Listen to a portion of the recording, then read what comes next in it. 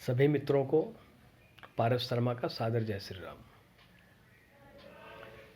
अभी एक विशिष्ट घटना देश में घटी।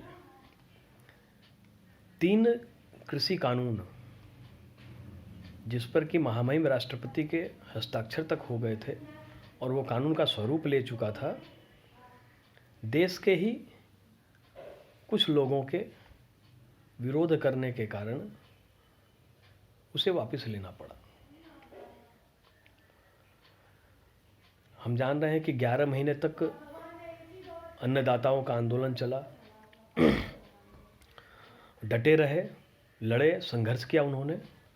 यह बात अलग है कि उनके संघर्ष में कुछ राष्ट्र विरोधी तत्व भी सम्मिलित हो गए और उनका उद्देश्य दूरगामी था।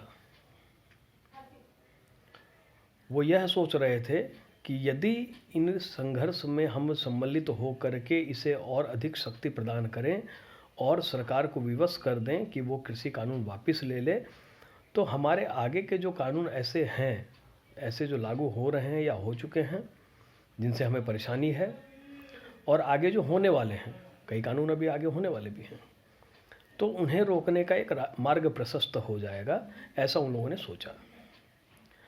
तो सबसे पहली बात है कि कृषि कानून जो थे वो भारत के कृषकों के लिए बनाए गए थे, यहाँ के अन्नदाताओं के लिए बनाए गए थे, उनकी भलाई के लिए बनाए गए थे। सरकार ने कुछ सोचा होगा।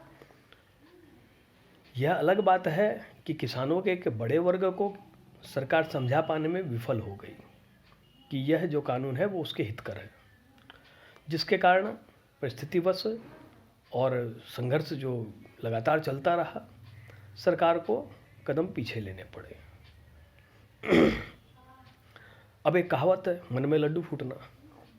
तो वैसे जो राष्ट्रद्रोही शक्तियाँ थीं, जो इस कृषि कानून के रूप में उनके अंदर घुस करके, छिप करके, छद्मवेश बना करके किसानों का और सरकार को परेशान करने का प्रयास कर रही थी, वो ये सपने देखने लगी कि अब हम CAA और NRC भी वापस करवा लेंगे।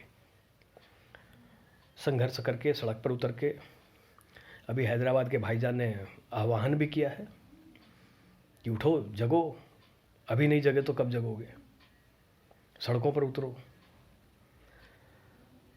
तो हमने देखा भी था, जब CAA NRC लागू हुए थे तो दिल्ली में शाहीन बाग और ऐसे कई शाहीन बाग पूरे देश भर के क्षेत्रों में बन गए थे, जो कि देश को और देश के लोगों को परेशान करने का एक कुत्सित प्रयास था। और उसके परिणाम स्वरूप हम लोगों ने देखा दिल्ली के दंगे को भी। शाहीन बाग और प्रदर्शन कहने को तो शांतिपूर्ण था, परंतु उसमें जो भड़काऊ तकरीरें होती थीं, उसका परिणाम हमने देखा। अभी सोचने वाला विषय यह है कि CAA और NRC से मुस्लिमों को क्या परेशानी है। यह कितना बड़ा विषय है और चिंतनीय विषय है कि CAA और NRC से मुस्लिमों को क्या परेशानी है। उसमें तो मुस्लिमों के बारे में कोई बात ही नहीं है, कहीं कोई एक शब्द भी मुस्लिम शब्द जैसा कुछ ऐसा प्रयोग में नहीं लाया गया है पूरे बिल में। फिर उन्हें किस बात की दिक्कत है। तो CAA और NRC में है क्या। तो अपने जो आसपास के कुछ ऐसे देश जो मुस्लिम राष्ट्र हैं, जहाँ इस्लामिक कानून चलता है और जहाँ पे अन्य सभी जातियाँ, अन्य सभी धर्म अल्पसंख्यक हैं, जिसमें विशेष करके हिंदू, सिख, ईसाई, जैन, बौद्ध इत्यादि। तो अपने अगल बगल में कई ऐसे देश हैं जहाँ अल्पसंख्यकों की क्या स्थिति हमें पता है, और हमें ही नहीं अपितु पूरे विश्व को पता है कि वहाँ पर अल्पसंख्यकों के मानवाधिकार का क्या होता है, उनकी बहन बेटियों के साथ, उनकी अस्मिता के साथ किस प्रकार का खिलवाड़ होता है, उनकी संपत्तियों को हड़पने का कैसा कुत्सित प्रयास होता है, और उनके साथ कितने प्रकार के जिहाद कट्टरवादी मुसलमानों के द्वारा किए जाते हैं।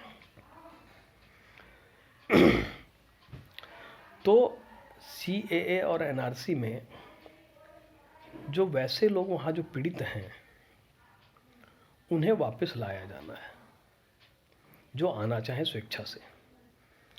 तो विश्व में कहीं पर भी कोई भी हिंदू रहता है तो उसके मन में यह भावना रहती है कि यदि कभी भी कोई ऐसी विकट परिस्थिति आ गई इस देश में तो हम लौट के अपने घर अर्थात हिंदुस्तान चले जाएं।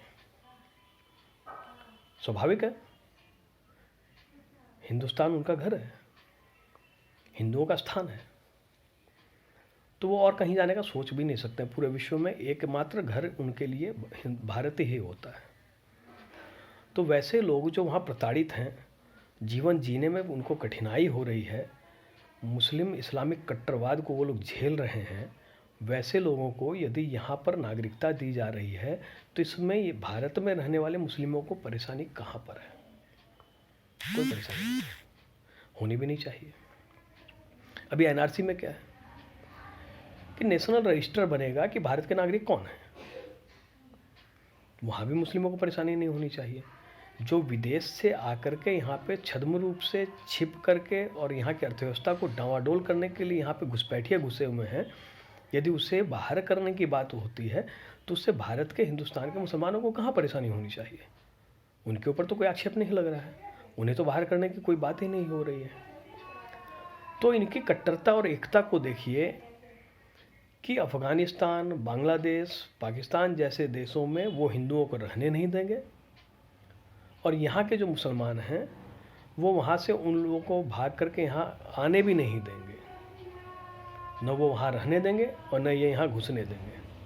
कितना बड़ा विषय है और इस पर कितना चिंतन होना चाहिए, हम लोग समझ ही नहीं पा रहे हैं। ये परिस्थितियाँ बहुत विकट हैं और ये जो लड्डू फूट रहे हैं मन में, यह संभव नहीं है, क्योंकि वो जो बातें थी वो देश के किसानों की थी। तो कुछ परिस्थिति बस वापस लेनी पड़ी तो कोई बात नहीं है, परंतु यह राष्ट्र सुरक्षा का विषय है, इस पे देश न झुकेगा न सरकार झुकेगी, संभव ही नहीं है। और जो भी ऐसा सोच रहे हैं वो परेशानी में पड़ने वाले हैं, क्योंकि आगे भी कई बिल आने हैं।